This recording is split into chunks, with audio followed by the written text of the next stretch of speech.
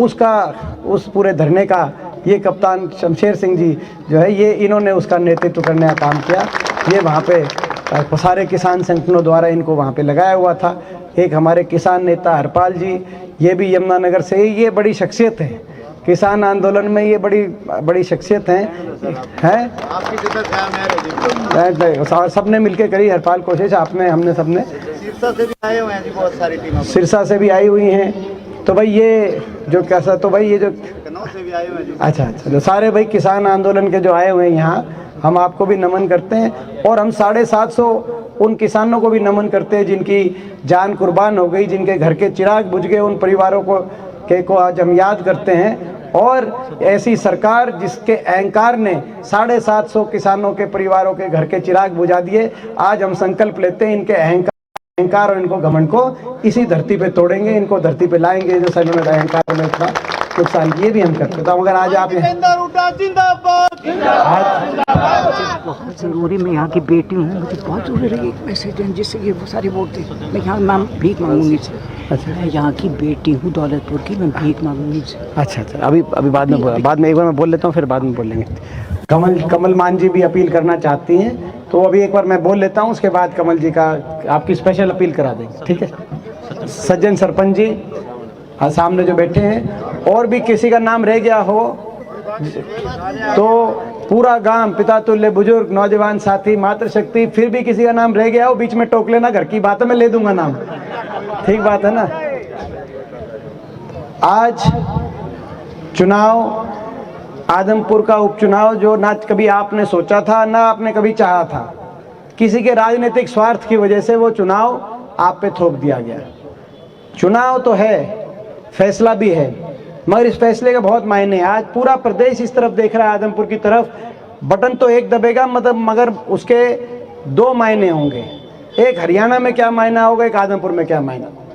हरियाणा में आपने देख लिया 9 साल से 8 साढ़े 8 साल से बीजेपी की सरकार, खट्टर सरकार, लोगों ने सरकार बनाई, बड़ी आशाओं के साथ सरकार, बड़े वायदे किए गए थे और सरकार बनी। लेकिन इस 8-9 साल की सरकार में, खट्टर सरकार ने हरियाणा के लिए क्या किया क्या नहीं, आप मुझसे ज़्यादा जानते हैं। खट्टर सरकार है, खटारा सरकार है, वो आप ज़्यादा जानते हैं। आज हरियाणा की अर्थव्यवस्था चौपट कर दी एक ऐसी सरकार हरियाणा में, अर्थव्यवस्था चौपट, विकास ठप, किसी गांव में, किसी शहर में कोई विकास कार्य नहीं।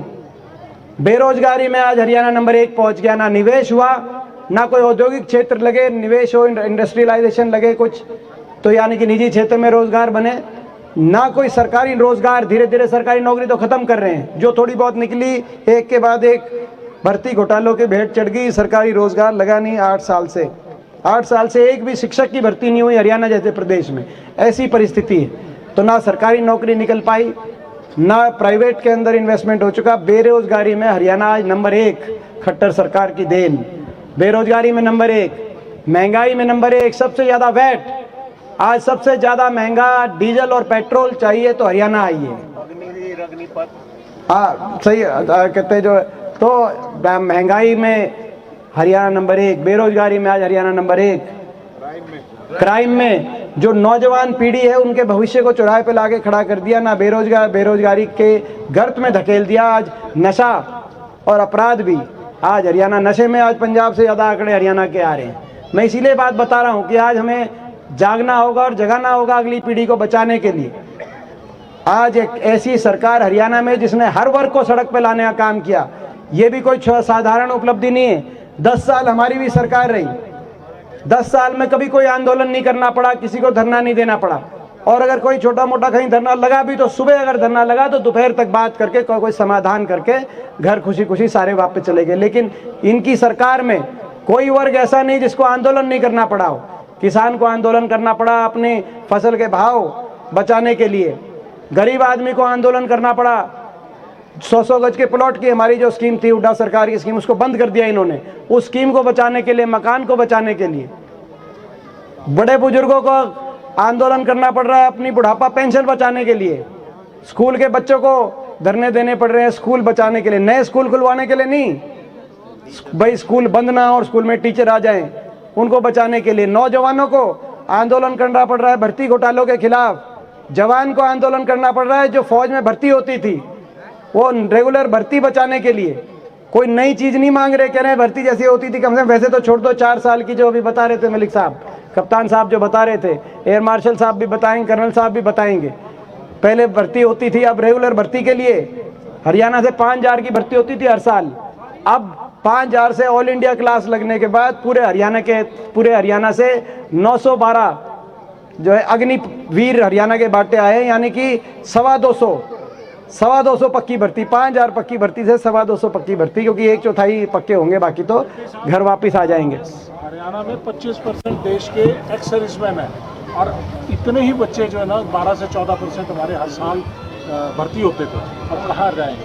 हाँ सही बात है। तो भाई कहने का मतलब ये है, 100 बात की एक बात, पहला फैसला आपका खट्टर सरकार का फैसला है। एक बटन दबेगा उस रास्ते से खट्टर साहब का, खट्टर और दुष्यंत सरकार का 5 साल का लाइसेंस रिन्यू हो जाएगा। आपने 2 बार इनको बना के देख लिया। मैं पूछना चाहता हूँ 5 साल और इन्हीं को देने हैं या इनको बदलने की जी में है? इनने रखोगे या इनने बदलोगे?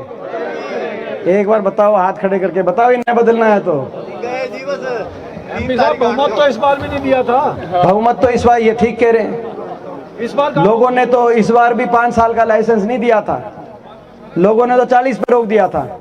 वो तो आपके और हमारे बीच के कुछ आदमी ऐसे थे जो नारा देते थे कि इस बीजेपी को करो जमुना पार।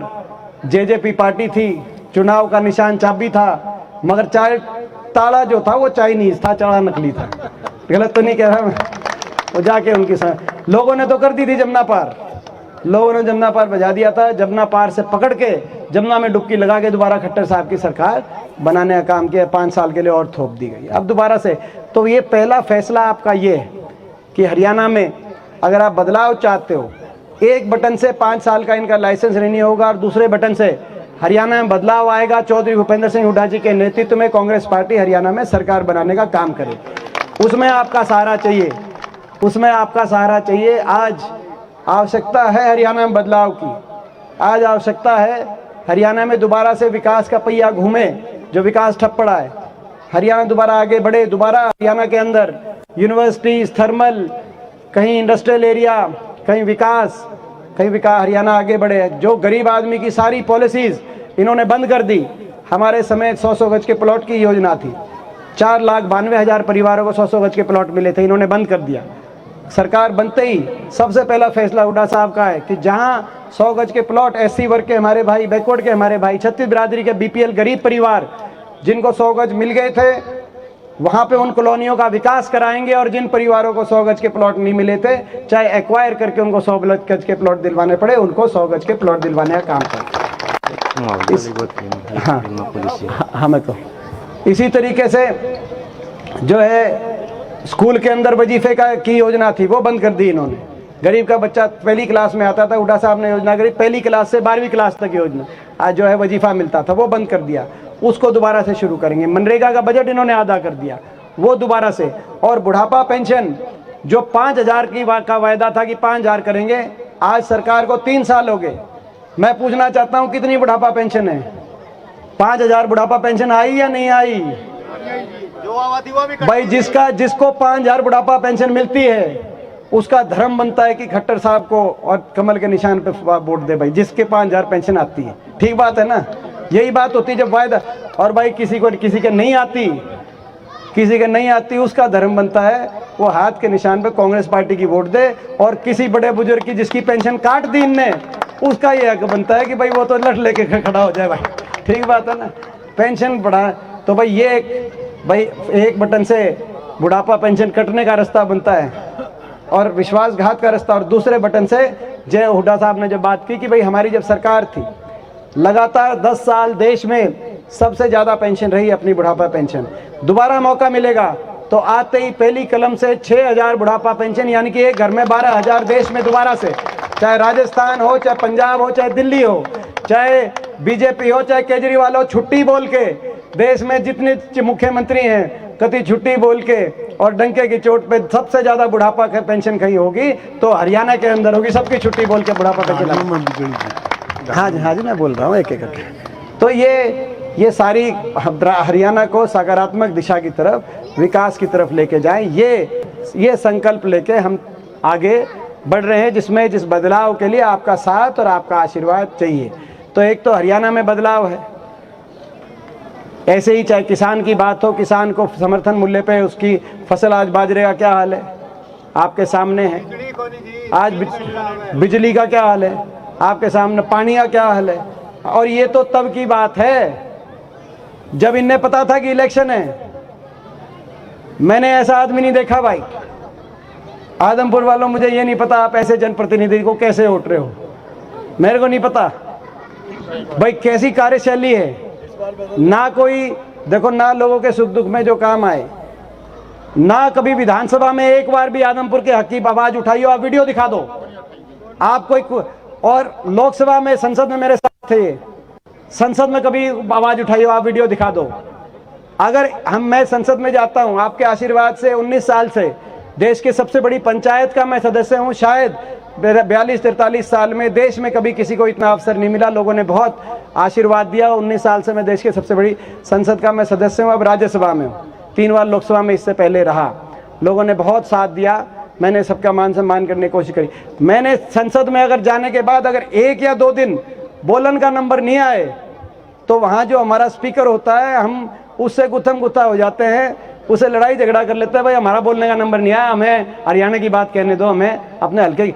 ये एक ऐसे सांसद देखे मैंने, ना संसद में बोलते, ना विधानसभा में आप अपने इलाके की आवाज उठाते, ना लोगों के सुख दुख में रहते, ना हल्के में रहते, ना प्रदेश में रहते, कहीं बाहर घूमते घूमते रहते हैं। और ग्रांट जो सरकार की तरफ से ग्रांट आती है वो भी ग्रांट हल्के में ही लगाते हैं, वो भी सरकार की तिजोरी में वापस जमा करा देते हैं और अपने स्वार्थ में फैसले लेते हैं। ये बीजेपी में गए, राज्यसभा की बीजेपी को वोट की जरूरत थी इसीलिए बीजेपी में गए, अपने स्वार्थ की वजह से गए कि नहीं गए, मैं आपसे सवाल पूछता हूँ। तो ये सीधी बात, अपने स्वार्थ से फैसला लेते हैं। तो भाई मैं आदमपुर के सभी अपने बड़े बुजुर्गों से, आप बोलते रहो सर, मैं आदमपुर के अभी सभी अपने बड़े बुजुर्ग, आ जाओ तो ले ले, कोई बात नहीं, आ जा, आ ले भाई।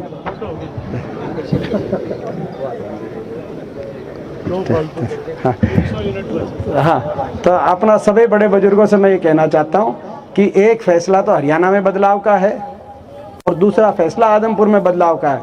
हरियाणा में भी बदलाव जरूरी है, खट्टर सरकार को की छुट्टी करनी जरूरी है और हुड्डा साहब के नेतृत्व में कांग्रेस पार्टी की सरकार को बनवाना जरूरी, हरियाणा में भी, और आदमपुर में भी बदलाव जरूरी है। आदमपुर में भी कईयों का घमंड तोड़ना बहुत ही जरूरी है कि नहीं है, मैं आपसे पूछना चाहता हूँ। और आदमपुर में अच्छे जनप्रतिनिधि को यहाँ से जिताना जरूरी है। तो भाई एक बटन में, कभी कभी मौका मिलता है भाई कि एक बटन में दोनों हथियारे हैं। चंडीगढ़ में एक बटन में जो करंट का झटका चंडीगढ़ तक भी जाएगा, ठीक बात है ना। तो मैं आपसे पूछता हूँ कि भाई ये दोनों बदलाव, एक निशाने से दोनों बदलाव आप करोगे कि नहीं करोगे? एक बार हाथ खड़ा के अपने गांव से हमें बहुत उम्मीद है और ये सही बात है। मैंने जो कह रहा था कि ऐसा जनप्रतिनिधि, 5 महीने पहले बीजेपी को वोट दी थी इन्होंने, 5 महीने पहले इलेक्शन का पता था 5 महीने में वोट पड़नी है। 5 महीने में जहां उपचुनाव हो, बाई इलेक्शन हो, सरकार पूरी युद्ध स्तर पे विकास कार्य शुरू करा देती है। मगर मैंने पहला ऐसा उपचुनाव देखा, सरकार को फिक्र ना, इनने कोई परवाह, एक कोई विकास कार्य, कोई एक, हमारा भी पीछे बड़ौदा में इलेक्शन था, एलनाबाद में इलेक्शन था, उससे पहले हमारी सरकार में रतिया में इलेक्शन, आदमपुर में भी इलेक्शन, आपको याद होगा। वो इलेक्शन हम जीते नहीं थे, लेकिन आपको याद होगा हर डाणी, हर गांव में कहीं बिजली के पोल पड़े थे, खंबे पड़े थे, कहीं जो है रोड़ी का ट्रक भर के रोड़ी लेके कहीं जेसीबी आई थी कि नहीं आई थी, मैं आपने भी देख रखा। मगर ये ऐसा चुनाव, ऐसा जनप्रतिनिधि, ना 5 महीने में किसान की जेब में मुआवजा, तो नहीं कह रहा मैं, मुआवजा दिलवाना था तो अभी दिलवाना था, वोट की भी गरज थी तब भी, ना भाई किसान की जेब में मुआवजा दो आया, ना गांव में विकास कार्य आए, ना कहीं जेसीबी आई, ना रोड़ी के ट्रक आए, ना बिजली के खंबे आए, ना स्कूल में टीचर आए। कोई स्कूल में टीचर आया क्या? मैं पूछ, एक टीचर भी बाहर से बदली हो क्या है? बता दो आप। अभी तो वोट चाहिए थी। स्कूल बंद पड़े हैं, 4 स्कूल तो और बाहर से टीचर जो बुला रहे थे बच्चे, एक कोई टीचर ट्रांसफर होके, एक, मैं 2 नहीं कहता, मैं कहता हूँ 5 महीने वो स्कूल के बच्चे धरने में बैठे थे, अगर एक टीचर का ट्रांसफर, उसका नाम बता दो। किसी का आदमपुर में ट्रांसफर होके एक स्कूल में जो टीचर की कमी थी, एक टीचर आया हो और भाई हम वोट ले जाओ, एक टीचर का नाम बता दो। तो भाई जिनको परवाह ही नहीं है, अभी इनको इतनी परवाह है हल्के की, और अगर इसकी तरह के आदमी को मौका मिल गया तो अब तो 1 साल जो बच रहा है इस सरकार का, उसमें कितनी बार आएंगे हल्के में, कितने काम कराएंगे, आपकी तरफ देखेंगे भी कि नहीं देखेंगे, मुझसे ज़्यादा आप जानते हो। तो ये मौका है, ये मौका चूकना नहीं, थोड़े कहे को ज़्यादा समझना। ये जो एक बटन दबेगा, आदमपुर का भविष्य भी और हरियाणा का भविष्य भी और आपका और हमारा भविष्य भी आज पूरा प्रदेश देख रहा है। आज वो 750 किसानों के परिवार देख रहे हैं जिनके साथ इतना बड़ा अन्याय हुआ।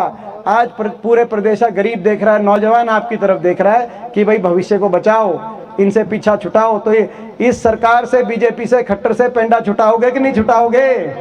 देखो भाई, हम तो लड़ाई लड़ेंगे, हम तो लड़ाई लड़ेंगे और लड़ाई लड़ रहे हैं, लेकिन मैं आपको कह सकता हूं कि भाई इस लड़ाई में आपका आशीर्वाद के बिना हम इस लड़ाई में आगे नहीं बढ़ सकते। आज इतना मगर जो आपने हौसला बढ़ाया पूरे गांव ने, मैं पूरे गांव का एक बार फिर बहुत बहुत धन्यवाद करता और उम्मीद करता हूं कि प्रतिशत वोट में अपना गांव भाई पूरे हलके में किसी गांव से पीछे नहीं रहेगा।